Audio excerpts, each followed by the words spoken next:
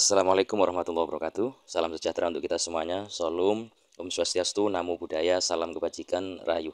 Baik Bapak Ibu guru honorer seluruh Indonesia, tentunya pada kesempatan kali ini kita coba mengupas apa yang sudah beredar di berbagai grup WhatsApp ataupun Telegram. Nah, ini kebetulan teman-teman sudah mulai resah karena ada informasi yang sudah beredar yang sumbernya dari BKN, dan kebetulan dari informasi tersebut sepertinya tidak menyinggung teman-teman yang statusnya sebagai P2 atau K2. Jadi teman-teman agak resah ini, khususnya teman-teman yang K2, walaupun sedikit ada angin segar buat teman-teman yang lain. Seperti apa isi informasi tersebut? Mari kita cross check bersama. Baik Bapak Ibu guru honorer yang tentu sedang menunggu informasi terkait pengumuman P3K dan segala seluk-beluknya ya. Coba kita perhatikan ini. Ini apa yang sudah saya sampaikan tadi, bahwa informasi ini sudah beredar luas di beberapa grup WhatsApp sekaligus grup Telegram yang isinya kurang lebih sebagai berikut. Hasil rapat optimalisasi PTK untuk formasi P3K Guru Kemendikbud P3K untuk tahun ini, formasi yang sangat banyak ini. Nah, salah satu isinya pertama, seleksi P3K semuanya melalui tes, walaupun tidak tes tulis, namun ada portofolio observasi sebagai pengganti tes tulis. Ini ya, perlu kita perhatikan. Portofolio atau observasi sebagai pengganti tes tulis. Nah, saya rasa ini tidak jauh beda dengan seleksi di tahun 2022 kemarin. Nah, ini adalah melalui seleksi tetap, tetapi seleksinya adalah melalui portofolio atau observasi. Nah, ini terjadi perbedaan di beberapa daerah karena ada sebagian daerah yang observasi itu tidak harus mengumpulkan RPP, Prota, Promes, dan lain sebagainya yang itu masuk dalam kategori portofolio, tetapi cukup memang ada observasi saja karena sebelumnya sudah mengumpulkan data teman-teman itu. Nah, sehingga di saat pelaksanaan observasi tidak lagi di cross check portofolio yang ada, sehingga tinggal dinilai melalui link aplikasi yang ada oleh kepala sekolah, guru senior, dan pengawas. Nah, seperti itu. Kemudian untuk poin yang kedua, untuk yang P1 atau lulus PG penempatan berubah lagi sesuai keputusan pusat. Nanti akan ada pengumuman dari SSCSN. Nah, dengan adanya pengumuman dari pusat melalui SSCSN ini, tentu besar harapan teman-teman yang awalnya memang sudah beredar, diakui ataupun tidak, itu kan sempat teman-teman ini ada yang keluar dari kabupatennya, bahkan tidak cuma keluar dari kabupaten, bahkan keluar dari provinsinya gitu. Nah, akhirnya diinformasikan ulang bahwa semuanya akan dikembalikan ke daerah masing-masing. Nah, dalam satu kabupaten tentunya. Dan di dalam penempatan itu yang masih teman-teman menjadikan jalan adalah ada sebagian yang harus ditaruh di daerah pegunungan, jauh dari lokasi tempat tinggalnya dan sebagainya seperti itu.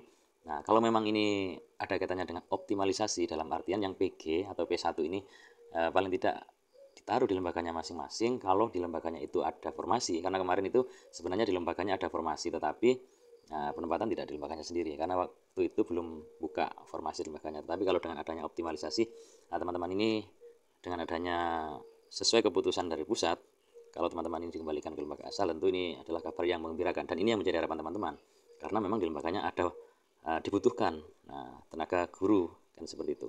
Kemudian di poin yang ketiga, coba kita perhatikan. Nah, untuk P3 atau yang honor lebih dari 3 tahun bisa masuk ke kuota 2023 dengan syarat mengajar lebih dari 3 tahun, mengajar 24 jam linear sesuai dengan mapel. Kemudian tercatat di Dapodik linear 24 jam saat ditarik data bulan Februari ini. Nah, ini artinya cut off-nya ini ya. Jadi cut off ini ada di bulan Februari ini. Jadi ini pedomannya, sehingga tahun 2024 semua honorer yang P3 diharapkan tuntas diangkat P3K. Nah, ini artinya tidak jauh beda juga dengan aturan yang ada sebelumnya, bahwa teman-teman yang masa kerjanya minimal 3 tahun itu masuk ke kuota 2023.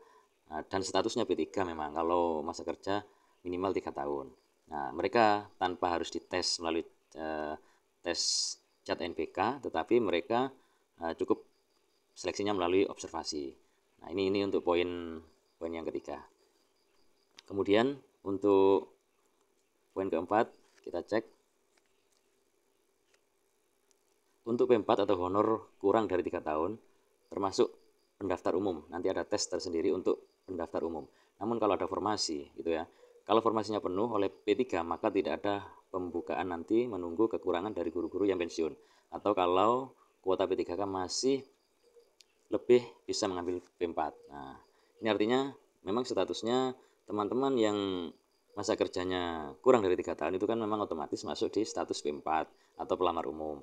Nah, pelamar umum sendiri ini yang ditunggu adalah kalau ada formasi. Nah, sisa dari formasi teman-teman yang statusnya P3 apabila masih ada, tentu teman-teman P4 diberi kesempatan.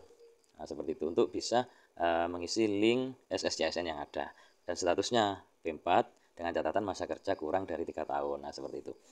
Kemudian poin berikutnya ini untuk P3 atau honor lebih dari 3 tahun, mapel matematika, IPS, IPA di SMP diharapkan pindah ke SD.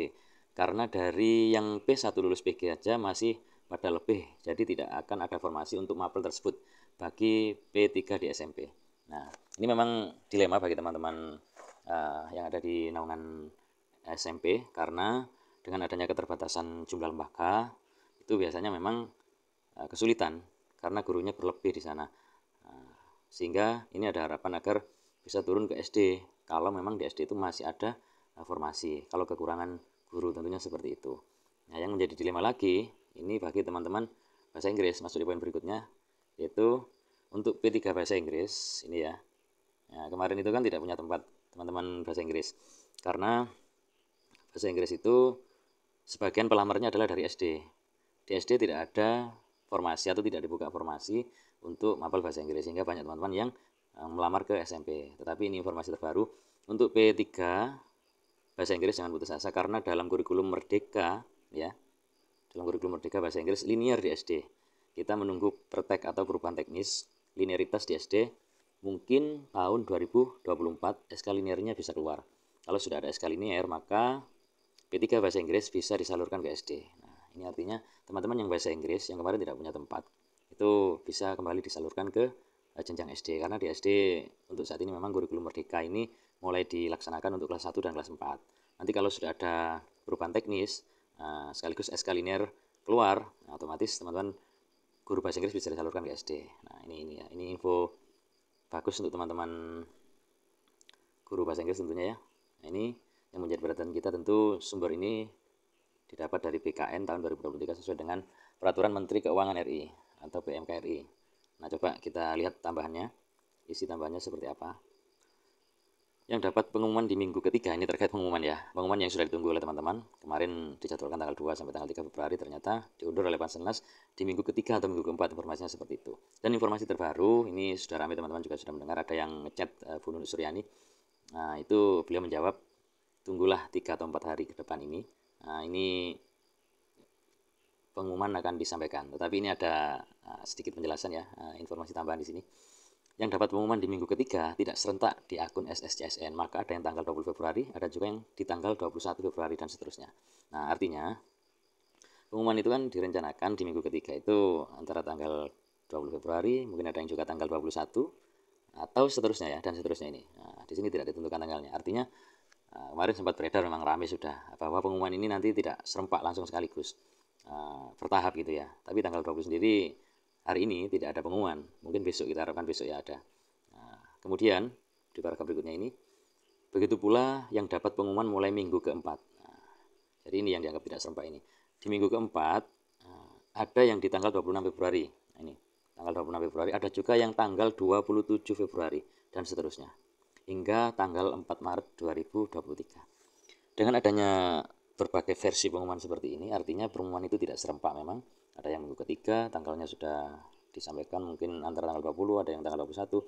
Bahkan ini di minggu keempat juga muncul tanggal 26 Februari, ada yang 27 Februari, hingga tanggal 4 Maret. Nah, apapun itu, apapun adanya itu, yang penting teman-teman ini diberi kepastian. Jangan sampai ini menjadi sebuah dilema yang menjadikan dasar untuk diolor-olor terus pengumuman ini, sehingga teman-teman guru honor ini merasa benar-benar di-prank gitu ya. Nah, maka dari itu semoga nanti Panselnas benar-benar konsisten dengan waktu yang ada, dengan waktu yang sudah ditentukan, dan sambil kita menunggu harapan besar apa yang disampaikan Profesor Nunuk atau Bu Nunuk Suryani, dimohon bersabar antara 3 sampai 4 hari ini. Nah, semoga tanggal 3 sampai 4 hari ini itu artinya kurang lebih yang diharapkan penuh oleh teman-teman honorer itu ya. Baik, semoga apa yang menjadi harapan teman-teman honorer terkabul dan membawa berkah di tahun 2023 ini. Amin. Allahumma amin. Dan semoga apa yang sudah saya sampaikan ini banyak guna dan manfaatnya. Saya akhiri, assalamualaikum warahmatullahi wabarakatuh. Salam sejahtera untuk kita semuanya. Salam, Om Swastiastu, Namo Buddhaya, salam kebajikan, Rahayu.